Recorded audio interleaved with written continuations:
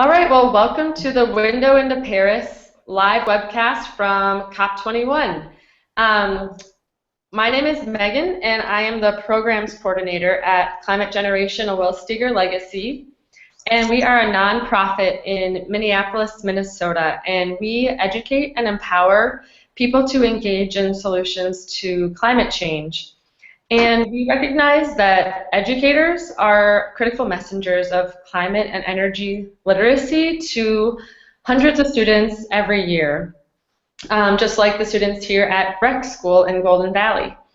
And so we are leading a group of 10 education ambassadors in our Window into Paris program. And they are currently at the United Nations Framework Convention on Climate Change 21st Conference of the Parties, so COP21 for short, in Paris, France, right now. So these teachers are engaging in the international and climate negotiations as both learners and communicators back to their classrooms and communities.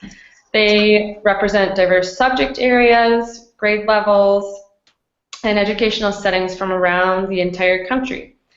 And this year's negotiations will, for the first time in over 20 years, aim to achieve a legally binding and universal agreement on climate with the aim of keeping global warming below 2 degrees Celsius.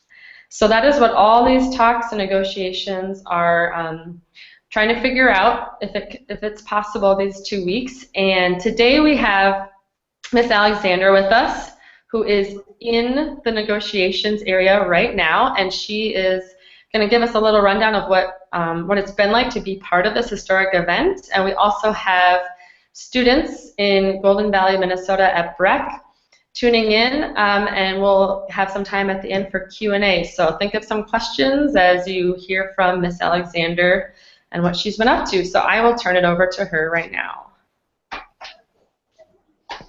There you are. Hey guys. How y'all doing? Can I hear you guys? Or can I hear them? You should be able to. Okay, all right, yeah, I can hear you. Okay, so I am going to start by showing you some pictures that I've taken over the last few days, and then tell you about them, and then I will answer some questions. So let me just get the photos up. All right, can you guys see that? Yep. Yep. Okay, so yesterday the whole delegation, that's the whole delegation right there, met with Dr. John Holdren, who's the guy in the dark suit in the middle, and we presented him the position statements. So I am holding our books. Both books are there, Mr. Bachman Sanders' book and that one right there. And we were each able to say a piece, and so I was presenting him those position statements, all of your thoughts and ideas and hopes and recommendations for the future. So he was impressed and really excited and happy to get everyone's position statements. So it's pretty exciting. We went to the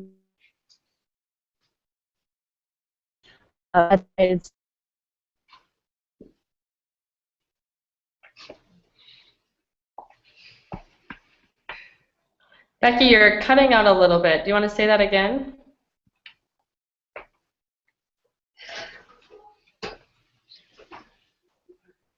Before we went in? Yep.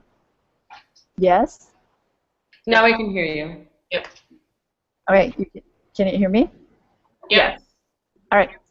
So before we went in, we had to give our passports up to security, and then do a full-on security clearance to get into the U.S. Embassy. After that, I'd take the metro and the bus out to the COP21 site. So this is the entrance to what's called the blue zone. So you have to have credentials to get in there, which I have one. And the whole outside is lined with those columns that have, there's one column for every representing country. So it's pretty cool. You walk into that. You walk into the building, and this is the first thing you see. That is the security area. So if you've ever flown, you know you have to go through airport security, and this is just like that, except that it's 100 times bigger. and it runs super fast, and it's really efficient. But it's the same type of security, and then once you get through that, you have to go through another spot to get your badge is scanned in. So I get scanned in and then scanned out when I leave. And then you step out of this building and into this long covered corridor. It's actually a road that's covered. And then along this road, there are 6 different buildings, and each building houses different things. So you walk into one of the buildings, and it'll have monitors like this. And this, although you can't read it, it's these monitors tell you what meetings are happening today. So on the left are the very left is the time, the middle left is the name of the meeting and who's going to be there. And then on the far right side, it tells you if it's going to be open or closed. So I can go into anything that's open because I'm on observer status. It would just be invited people if it was closed. So it might be, some maybe Ecuador is meeting privately with Nicaragua, and so then it would say closed, and the guards at the door have a list of who can get in. The big highlighted one there means it's been a change in time or location. So then what I've been doing is choosing some things that I want to see, and so this is a press conference with Todd Stern, which is the lead U.S. negotiator. So he is the man that's doing the specific negotiation for the U.S. And on that particular day, he was giving a briefing on the U.S. stand, what we're hoping for and looking for. Another press conference I went to were indigenous women from around the world. So, and they were calling for indigenous rights and then also women's rights to be a part of the whole document. So there were 2 women from the U.S., one from a native tribe in Tennessee and another one from a tribe or a nation in North Dakota. There's a woman from the Congo and then another woman from Ecuador. And the 2 women that are up on the screen there, the woman in red is from Ecuador and the woman in black is her translator. So every conference room like this will have a screen so that everyone can see them better, and then it's filled with a bunch of chairs or sometimes tables where you can sit. This is the press conference of the Union of Concerned Scientists, who are putting out a press conference, or who have just written a letter to the candidates, the U.S. candidates for president, to ask them to uphold whatever comes out of COP21 here. Then, besides all those different rooms where there's meetings and press conferences going on, every country has an area where they promote what they're doing in terms of climate change and sustainability. So this is the German one. So if you guys, those of you that studied Germany, you'll see that it says that Energiewende. So they are promoting that still. There's a few companies here. This is the CEO of Ben & Jerry's, and they released a new ice cream whose name I don't remember, but it was in support of small island nations and raising awareness of sea level rise. So they had just introduced that ice cream. And then there's sitting areas where there's just all sorts of informal meetings going on. So in the back left of that was a group of women that were meeting in some fashion. Yep, there they are again, a little closer. There are people just walking all over there. These 2 men were walking in front of me speaking English, but I don't think English was their native language, but it was their common language. So they're probably people representing 2 different countries, just doing some informal negotiation or conferencing while they were walking somewhere. Then there are 2 areas, well there's 2 areas where there are meeting rooms. Right now I'm sitting in one, and I'll show you that later, and then this is the other area. This is an area where there are higher level meetings. So outside of every room, but especially over in this area, is pretty tight security. There's always the security people are super friendly, but they are there and they look at the tag and will scan you in to see if you are allowed to come in or that type of thing. So it's pretty tight on, or it's very tight on who can get in and who can't. At the far end of that hallway I just showed you, you have 2 rooms. The executive branch, so this would have been where President Obama was a week and a half ago, and also then where his representatives can conference. It's just a little tiny room in the very back corner of this building, right next to an entranceway, so I'm sure that's actually closed, but that he came in and out the back way there. And right next to it is where our Congress people can meet. This is yesterday, if you guys were following it, John Kerry, who is in the middle there, one of the man on the left with gray hair. That is our Secretary of State, so he does a lot of negotiation for President Obama.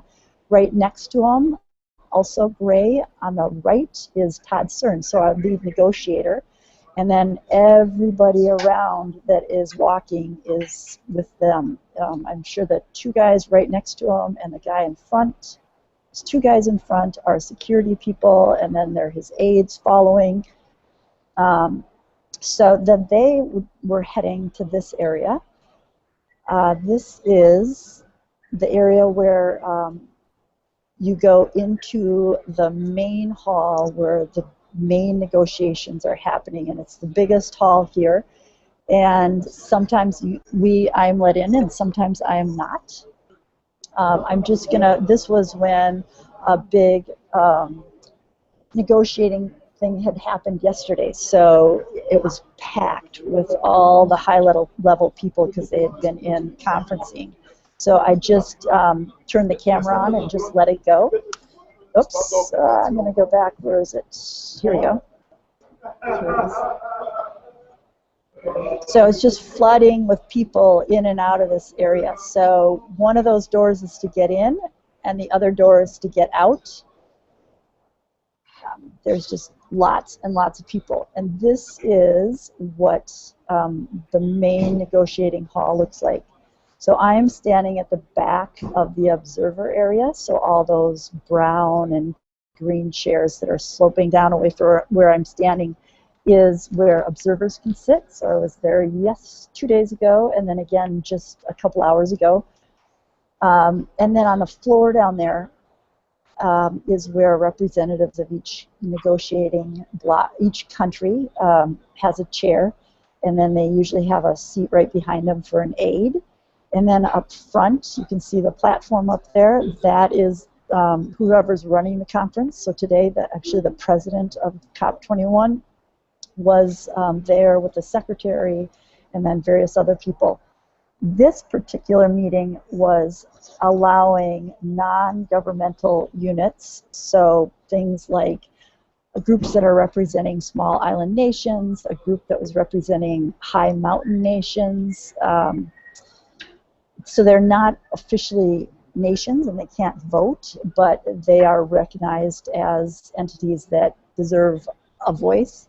And so they each got 2 minutes to speak, so they would go to that podium there and they would speak, and on these big screens there in the bottom there is a timer going, and they had 2 minutes to speak. And so as soon as they're introduced, the clock starts and the person has 2 minutes to speak. At 2 minutes there's a bell. They have 10 more seconds to finish up, and then at 2 minutes and 10 seconds the sound on their microphone slowly gets turned down, and by 2 minutes and 15 seconds there's no more sound on their microphone. So that's when they're supposed to leave if they haven't already. So these are all the, let's see, what else do I have here? So there's also lots of there'll be a huddle of press around someone or something or somebody. I don't even know who this is because you can't even see the person in there. But it'll be obvious that it's from one country or another. And then this is leaving in the evening, last night.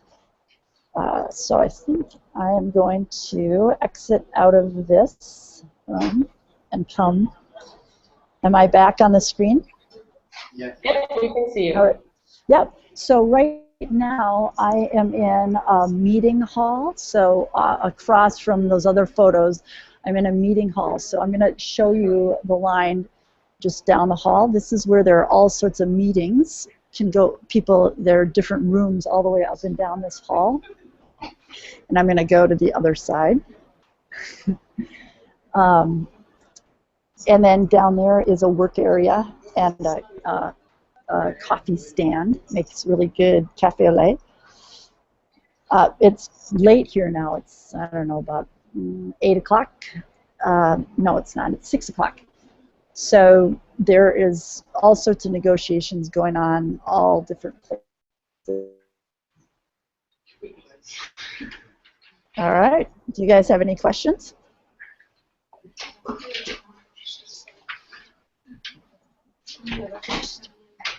So, well, hello, Asante. Yep, we have 3 representatives from rec school here that are going to read questions from across the school. Okay, so All right. I want you to kind of step up just a little bit. Make sure you speak really loud, okay? okay. Does every country who gets to go to COP21 have to make a change in CO2 emissions? Oh, excellent question. That is actually under negotiations right now because that is a tricky point. There are countries that are saying that everybody should do something, and there are other countries saying we don't really want to do that.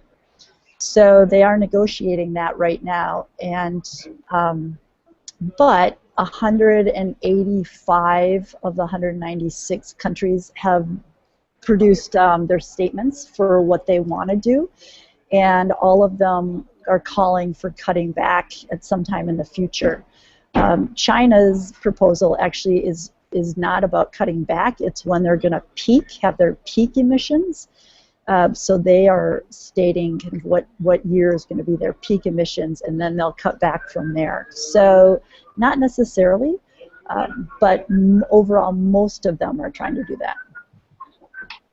Next question. Should we have concern that China is not going to lower their CO2 emissions until 2030? Oh, excellent. My colleague just walked by, sorry. Well, I think we could have concerns, yeah, for sure. Right now in Beijing, there's been tremendous smog alerts going on, and they have canceled school earlier in this week, so I think their emissions are definitely a huge issue for the world, and I think people are trying to take that into consideration while they're negotiating. But you're right; they're not gonna. They're proposing to not cut back until later. I think also part of the hope is that before that date, there will be new technology that'll make it easier for them to transition to other energy sources. So there's a lot of hope in new technology here. All right, Declan. What is being done to help poor countries get out of mistakes that are hard for themselves to fix? That is another really critical point right here. It's called loss and damages. So a lot of schools are, or I'm sorry, not a lot of schools, a lot of countries are negotiating over loss and damages. And so what that means is a lot of the poor countries are saying that if we are being impacted by climate change and we have losses due to severe storms on a coast or drought and we have to move, or even if we don't have to move, we should be able to get money from the fund that's set up to finance climate change. So that's the tricky point. Is everybody agrees that the rich countries should help pay, but what's becoming tricky is who is considered a rich enough country to pay. And the U.S. wants some terminology put in that says if you become a certain amount rich, basically it seems to be they're talking to China. China doesn't want to have to agree to put into this fund. And the U.S. is saying, but you guys are getting pretty rich. Once you are rich, you should be able to pay into the fund. And then the fund would go to people that have loss or damages. What do you think of developing countries that argue that they haven't been a large carbon source in the past and should have more years without reducing their carbon emissions to develop? Yeah, so that's very much on a lot of countries' minds. We in the West have created our rich economies and societies based on carbon, and now there's a lot of people calling for poorer countries not to be able to use carbon, and those countries are saying, well, that's not fair. So that's also where part of the funding would come in. So then those countries are saying, okay, the poor countries are saying, if we can't use carbon, then you have to pay us to look for something else, wind or solar or other renewables that are more expensive. But if you guys pay for that, then we would consider it. Another question? What are the consequences or punishments for not meeting a climate change goal? Well, yeah, you guys are hitting all the hot spots here. That is another tricky point, that some people want hard and fast goals, that if you don't hit a certain marker, then there will be penalties. I think it's pretty much agreed that that's not going to pass, that there has to be some monitoring and some checking up to make sure people are doing that, but that that in the rules they don't want to write in what a penalty would be. So in other words, the compromise now is that we'll have checks maybe every 5 years, see if people are doing, or countries are doing what they say they're going to do, but that there would be no penalties if they don't. Because I feel like if they put penalties on, no one will ever sign it. So they're trying to keep the penalty part of it out.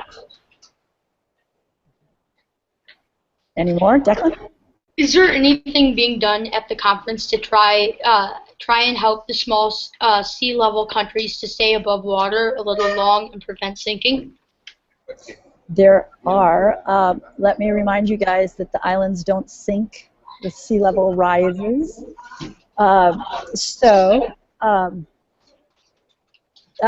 Yes, actually, and I think that is a super cool example of the power of stories, that people came into COP21 with the number of 2, with 2 degrees rise would be the limit, and I think that the small island nations and vulnerable countries that have low-lying coastal areas have done a fantastic job of getting their story out, which is, if we have 2 degrees, the research shows that the sea level will rise, and many countries, including a lot of Bangladesh, not all of it, many small island nations like the Marshall Islands and the Maldives, will be swamped.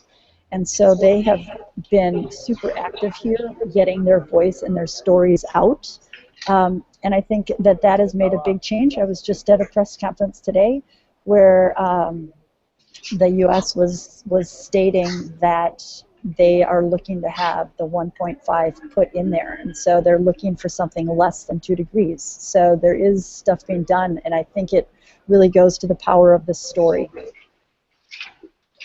How reliable do you think participants' promises will be about reducing climate change? What country is showing the most leadership so far in reducing emissions? Ooh. All right, Asante, can you say that again? Can you say that question again? Sorry. How reliable do you think participants' promises will be about reducing climate change?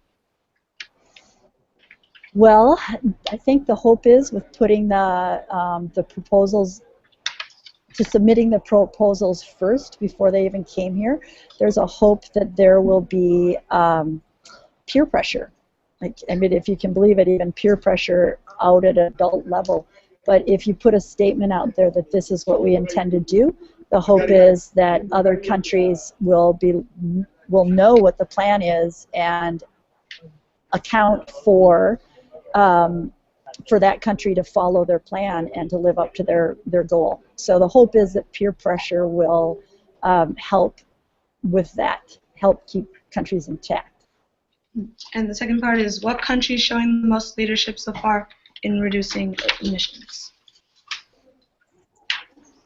What country is, wow, I think, well, Germany's done a really good job, the developed country, with a national plan to use renewable energies and to move away from coal and also move away from nuclear energy.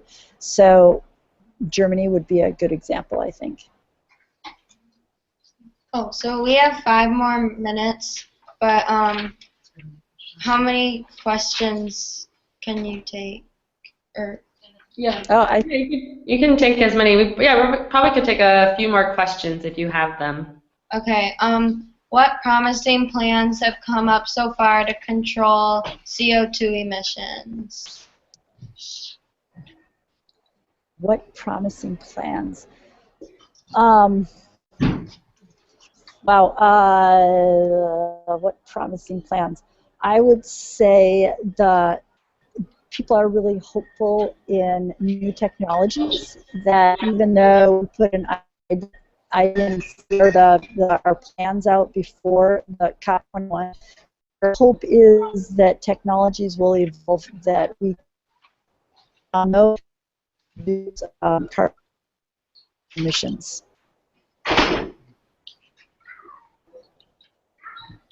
Any more for you guys? Any more? And the last one is, what is something a country has said that could really help climate change? What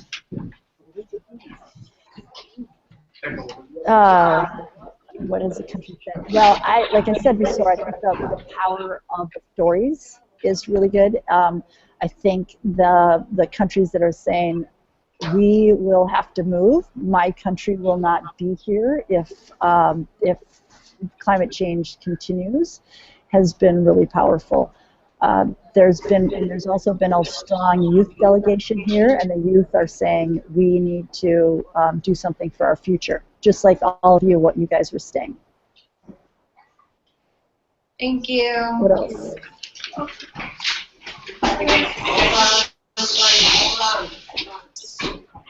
All right. Well, thanks so much, Miss Alexander, and for the students at BREC for joining in today. And it's just so great to see actually that inside look at the negotiations in the blue zone. So we're really grateful for that view. And yeah, thank you so much for everyone tuning in, and for the public viewers on the other side. Thanks for joining us as well, and have a good rest of your trip, Becky. Thank you. All right, thanks.